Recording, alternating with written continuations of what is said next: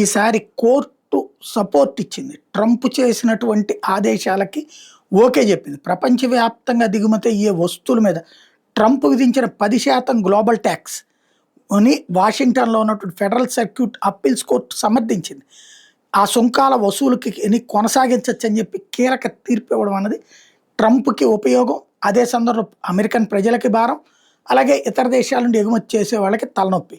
Last year భారత్తో సహా అన్ని దేశాల మీద ట్రంప్ భారీగా సుంకాలు విధిస్తే వాటి ఏడాది ప్రారంభంలో అమెరికా సుప్రీంకోర్టు కొట్టేస్తే ఆ వెంటనే ట్రేడ్ యాక్ట్ 1974లోని సెక్షన్ 122ను ఉపయోగించి జూలై 24 వరకు అమల్లో ఉండేలా 10% ట్యాక్స్ వేసాడు ట్రంప్. 2 వ్యాపార సంస్థలు ఇటీవల దీని మీద న్యాయస్థానాన్ని ఆశ్రయిస్తే అక్కడ ట్రంప్కి ఎదురు దెబ్బ తగిలింది. అమెరికన్ కాన్స్టిట్యూషన్ ప్రకారం సుంకాలు నిర్ణయించే అధికారం కాంగ్రెస్కు మాత్రమే ఉంటుందని న్యూయార్క్లోని ఫెడరల్ కోర్టు కూడా తేల్చి చెప్పింది. ట్రంప్ యంత్రాంగం దీని మీద అప్పీల్ చేస్తే వాళ్ళకు అనుకూలంగా న్యాయస్థానం తీర్పిచ్చింది. ఈ కేసు మీద సుప్రీంకోర్టుకి వెళ్లాల్సి ఉంటుంది.